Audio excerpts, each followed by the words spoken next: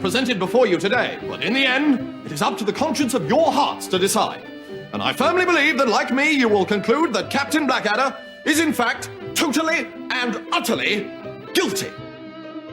Welcome to episode 15 of the Blackadder podcast, where I think we are going to be found totally and utterly guilty. What of? Crimes against podcasting. Crimes against ears. Possibly. Yeah. How are things? Not too bad, Gerry. How are you this week? Very good. Very, very good. All the better for watching this magnificent episode. It was fun. Wasn't it? It makes the preparation so much easier when it's a good episode. Which means most of Blackadder's been pretty straightforward. Without a doubt. Last week, we discussed the opening credits, but I think you missed something out. I did, because apparently, and again, got this reading Tony Robinson's book, which you should all go and buy. The regiment that they spent time with when they were filming these opening credits had a goat called Baldric. A goat, you say? Apparently. Okay. Why a goat? I don't know, some kind of mascot. He reflects in the book that he thinks by this stage most regiments had some kind of scrawny animal named after his character. So perhaps not that big a coincidence. We find out a little bit more about Hogmanay Melchett this week. A bit more about his personality, his sensitive side. Yes, he certainly has feelings. He does. Misplaced sometimes. You might say that. Mm-hmm. If we've got any pigeon fanciers listening to the show, they're not going to be pleased with what you've just said. No. They also might find the rest of the show distressing, so we should maybe mention that at the top. I say misplaced. I mean, he doesn't care. He seems to care more about the death of his pigeon than his men. Yeah. So misplaced. You could say that. I did say that. Yeah. That's your opinion. That's all it is. Do you have a summary this week? No, I forgot. That's not true. I've got one. Ha ha ha. Crack on.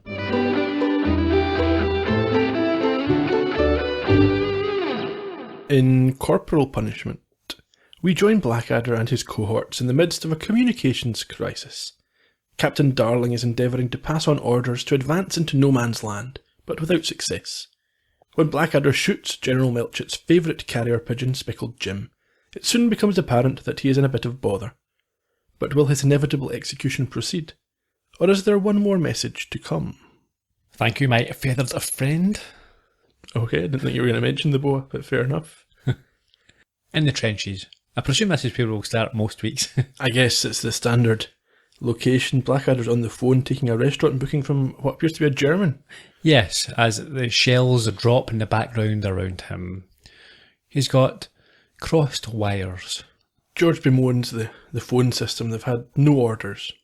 Blackadder points out they have had several orders for velvet curtain material, fish and chips, and a cab. Yeah, but that's not satisfying to George. He wants to know when they're going to give Fritz a taste of their British spunk. Yeah, okay. You just lick your lips. The phone rings and it's Darling. Blackadder pretends it's a bad line in the usual way, rumples some paper, hisses down the line and then hangs up without taking a proper message. What was Darling calling for? He wants them to advance at once. The phone call having failed, Baldric immediately enters with a telegram containing similar instructions. But unfortunately, it's addressed to whom? Something like Cat Payne Blackadder? Yep, Cat Payne Blackadder. And George agrees that no such person exists. So they bin it. At this, Baldric informs them of a pigeon outside, and George tells him it is the king's carrier pigeon, but Baldric looks sceptical at this. He doesn't think the pigeon seems strong enough to carry the king. Doesn't even have a little tray. No. So when Blackadder asks for his revolver, George anticipates what is coming, but can't quite believe it when Blackadder shoots it dead. And I thought this was... You don't often see animals being killed on screen. I'm not sure if you would do that these days. You would do it off screen. It was fun. You saw the feathers fly up in the air. It reminded me, actually, I've probably talked to you about this before, there's a famous baseball video where a guy takes a pitch and he hits a seagull as it's flying across in front of him. The seagull is killed, it explodes and the feathers go. Is that sort of same? Yeah, this is obviously not a real bird. Well, when you pick up the dead bird, it's quite clearly not a real bird. I think in fairness, you can't have, or you shouldn't have, a programme which is set at a time when, as we discussed, there were literally millions of humans being killed in a short period. I think it would be... I don't believe that you can be overly sensitive about a pigeon. Well, Blackadder doesn't either. He says with 50,000 men getting killed a week, who's going to miss a pigeon? Well, that's the way it should have been, and Blackadder agrees it's scarcely a court-martialling offence. Absolutely. The pigeon, however, carried a message. It did. Baldrick unravels it. What did it read? It's not entirely clear. It's been scorched, perhaps by the bullet, I don't know. But it says something at once, so we can assume it was the same message that Darling was trying to give. And then it says, P.S. Due to communication crisis, the shooting of carrier pigeons is now a court-martial offence. And realising how much trouble he is in, he decides to eat the evidence and warns them to say nothing and that they definitely did not shoot a plump-breasted bird. He's very specific in what he asks them to say if questioned. A short while later, just as Blackadder finishes polishing off his tasty meal, in storms a furious Melchett and a Darling. They're looking for answers. Blackadder! Attention! And why, Captain, are you not advancing across no man's land? Well, sir, called me a bluff old traditionalist, but I was always taught to wait for the order to attack before attacking. You trying to tell me you haven't received any orders? What the hell are you playing at, darling? That's a blatant lie, sir. I spoke to Blackadder less than an hour ago. Yes, you did, to tell me some gobbledygook about having a lion up your bottom. As I thought, it's the old communications problem again. Stand easy.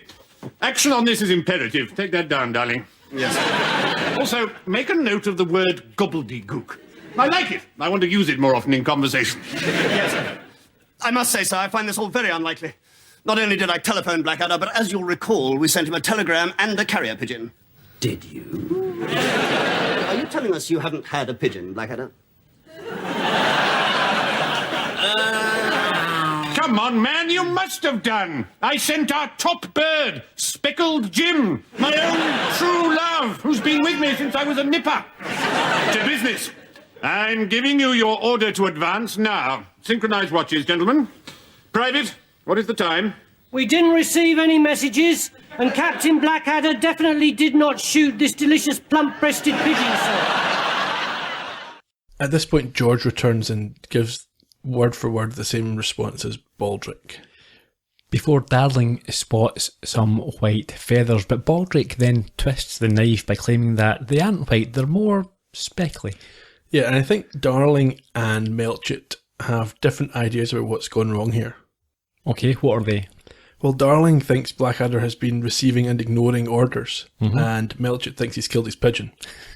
And these are their priorities. Yeah, this sends Melchett into a rage. And Darling uses the opportunity to kick him when he is down, and Melchett has to be restrained and persuaded to do it by the book through a court-martial. Yes, court-martial followed by death by firing squad. Yes, not cessation of chocolate rations. No, that was optimistic, you might say. Blackadder is now in a cell, but he's relaxed as he tells his jailer, Perkins, that he has sent 2 notes. Yes, one to his lawyer, who is world famous and has a great success record. We hear a story about that. And one, I think, to George, asking for a sponge bag. Yeah. Perkins suggests that a lawyer might be a waste of money, but as you mentioned, Blackadder confidently tells him that he is the finest mind in legal history, a Bob Massingbird. And he goes on to tell him of his most famous defence case.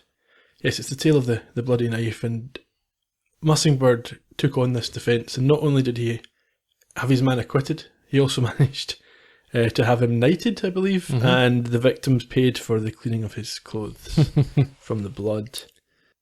He is also a dab hand at the prosecution. He is. Do you remember his most famous case? I think it was Oscar Wilde, who apparently in this universe was a woman-chasing boxing champ who Massingbird had sent down for being a whoopsie. And I think this is a sign.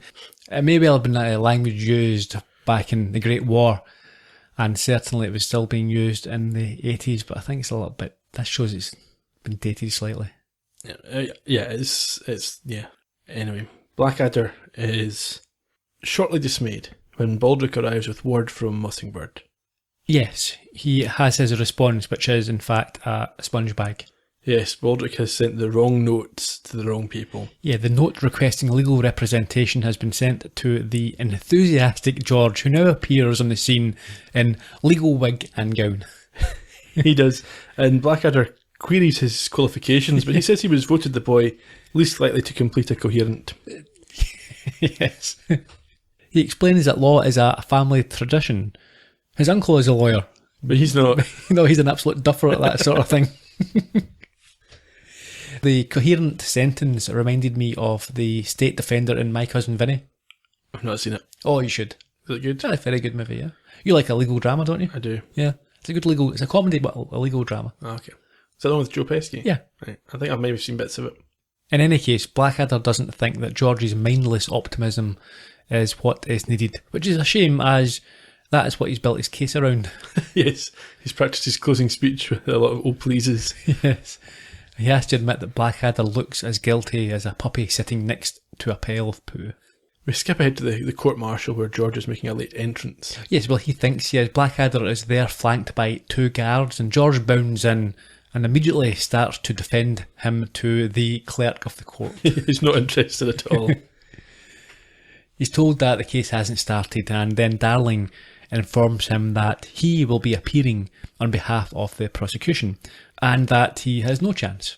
Yeah, Blackadder is not concerned because he knows that any reasonably impartial judge is bound to let him off. Before we find out who the judge is, Blackadder wishes Darling's mother death in a freak yachting accident. Very specific. But Darling claims he's only doing his job and having enormous fun into the bargain while he's at it. But Blackadder remains confident until the judge enters. Who is the judge, by the way? There! I'm dead. Come on then, come on. It's every 5 minutes. We can have a spot lunch. Right. The court is now in session. General Sir Anthony Cecil Hogmanay Melchett in the chair. The case before us is that of the Crown versus Captain Edmund Blackadder, the Flanders pigeon murderer. Clark, hand me the black cap, shall you? I'll be needing that. Thank you. I love a fair trial. Anything to say before we kick off, Captain Darling? Ned, please the court. As this is clearly an open and shut case, I beg leave to bring a private prosecution against the defence counsel for wasting the court's time. Granted, the defence counsel is fined £50 for turning up. This is fun. This is just like a real court. Right, let the trial begin. The charge before us is that the Flanders pigeon murderer did deliberately, callously, and with beastliness of forethought murder a lovely, innocent pigeon, and disobeyed some orders as well. Is this true? Perfectly true, sir. I was there. Despite this interjection, George goes on to call his defence witnesses. Yes, in a very unorthodox manner. Who does he call? Darling. But things don't go according to plan, as Darling is able to run off a list of times when Blackadder had previously disobeyed orders. They move on to the next witness. Yeah, and George is sure he can retrieve the situation with his final witness, Private Baldric, who is told to deny everything by Blackadder as he walks to the stand. Yes, and he proceeds to deny his name, his title, everything, and he's kicked out of court because he's not the sort of person they want around. Not at all. Melchett then tells George to sum up, which he does fantastically, and we heard the first part at the top of the podcast. There's a good visual gag where Blackadder turns the page over and we get the second part, and then we come to what is going to be my favourite line of the episode from Melchett. Tell me. Before we proceed with the formality of sentencing the deceased. Yes.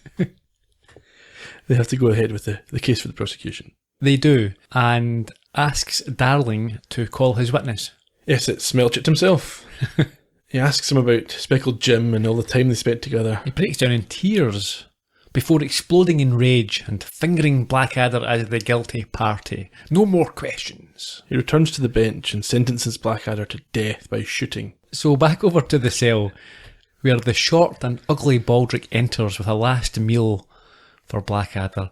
But when Perkins leaves, he reveals it is in fact an escape kit. It is. It contains a number of very useful items. Yeah, so Blackadder is enthused at this, and he thinks, with a hammer, a chisel, a passport, a disguise, a saw, that could maybe make an attempt at this.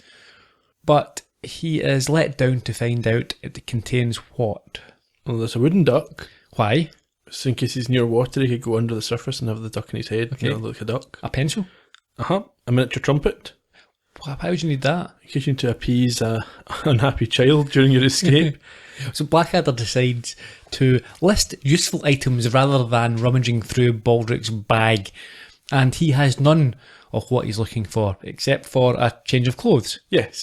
What change does he have? Well, Baldric's thought this through very carefully, because he originally was going to put in a French peasant's outfit in case he came to a peasant village, but then it occurred to him that they might be having a fancy dress party, so he's put in a Robin Hood costume.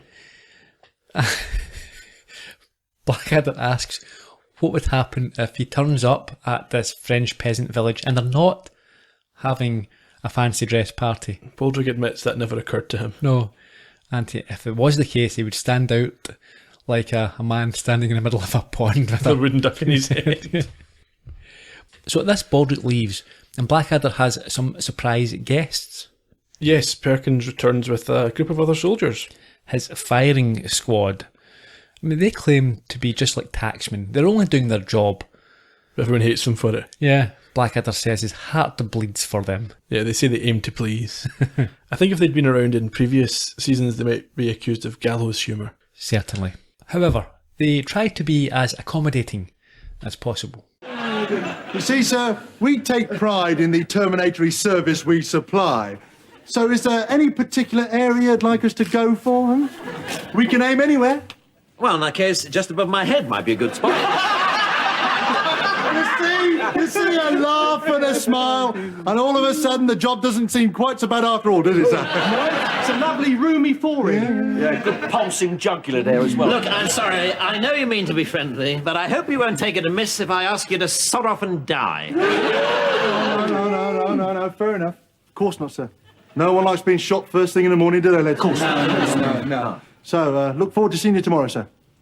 You'll have a blindfold on, of course, but you'll recognise me. I'm the one that says, ready, aim, fire. Could I ask you to leave a pause between the word aim and the word fire? 30 or 40 years, perhaps. I wish I could pause, sir. I really wish I could, but I can't, you see, because I'm a gabbler, me, you see. There's no style, no finesse. But, it gets the job done, don't it, lads? That's it, come on, lads. Whoever gets closest to the mole gets to keep his gold teeth. Good night, sir. Yeah, sleep well, sir. After they leave, in fact, before we even get on to the next part, we should say Blackadder tries gamely there, doesn't he, to go along with the humour, but he just runs out of joie de vivre, you might say. He does. Baldric then reappears with a letter from George that was meant to be sent to his mother. Yeah, once again, they've mixed up the letters. However, whilst reading this letter, it contains details of pony clubs and cricket. It is revealed that George's uncle Rupert is now Minister for War, with the power to stop this execution. Yes, Blackadder's saved. He rejoices. Apparently so. So we're back over to the trench, and a depressed George is bemoaning his uselessness as a defence lawyer. He is as thick as the big print version of the complete works of Dickens. The two of them, Baldric and George, struggle to put this plan back together that Blackadder's come up with, and it reminded me a little bit of their who's the more stupid moment from the previous episode. Yeah, because Baldric says that the solution is in the letter, and he at first thinks that, I think it's his niece or whoever, Celia, can leap over the walls using her skills from the pony club, but Baldric says no, it's not that. So he suggests that perhaps cousin Freddie could knock out the firing squad with his cricket bat, but Baldric says no, and they finally arrive at the correct answer after a cricket bat is administered. Yeah, well, Baldric administers the cricket bat to George, who says no, it's not helped, but apparently it's brought things into focus for Baldric. It has, and his uncle Rupert is brought up, and George realises what he has to do. So, to celebrate this, They have a drink and toast Blackadder And his ongoing survival. At dawn. at the execution site. And Blackadder is in chipper mood. Yes, he's confident that the telegram will have been rightly dispatched and his salvation is on its way. Yeah. He's even happy enough when Perkins admires his balls. Yes. He checks that the phone is on the hook and then takes his place at the wall. But the panic sets in when it's clear that there is no telegram or message for him. But then at the very last second, there is a message. Yes, Perkins runs in shouting, "Stop, there is a telegram!" But what is it? The firing squad have set this themselves to basically taunt him at the moment of his death. What is it? Does it say, what, here's looking at you or something? He's looking at you, yeah. So they take aim again, and just as the word fire is about to be said, we cut away back to the trench. Where Baldric and George wake up with a bit of a hangover. A huge hangover. George is feeling terrible, and it reminds him of the time he was initiated into the Silly Bugger Society at Cambridge, where he misheard the rules and pushed a whole aubergine into his earhole. What do you think the rule was? I think you need to push. That's plenty. They then realise what they have done, or more precisely, haven't done, but soon receive a shock. Well, they lament the death of their captain before Blackadder strolls back into the trench. And tells them about a telegram personally addressed to George from his uncle, who was surprised that he had not asked him to help his chum Blackadder himself. So he's acted unilaterally, you might say. And saved the day. As you would expect, however, Blackadder is more than a little annoyed at this revelation. Now, this is interesting, isn't it? Yes, well, you see, sir, the thing is... You two got whammed last night, didn't you? Oh, well, no, not whammed exactly. A little tiddly, perhaps. And you forgot the telegram to your uncle. No, well, no, not completely. I mean, partially. Well, yes, entirely, yes. I think I can explain, sir. Can you, Baldric? No. As I suspected. Now, I'm not a religious man, as you know, but henceforth I shall nightly pray to the God that killed Cain and squashed Samson that he comes out of retirement and gets back into practice on the pair of you. Captain Blackadder. Ah, Captain Darling. Well, you know, some of us just have friends in high places, I suppose. Yes, I can hear you perfectly. You want what? You want 2 volunteers for a mission into no man's land. Codename... Operation Certain Death. Yes, I think I have just the fellows. God is very quick these days. I liked that finish. It was very good. And that's where we end. And I think it's fair to say that the standards of the opening episode were maintained this week.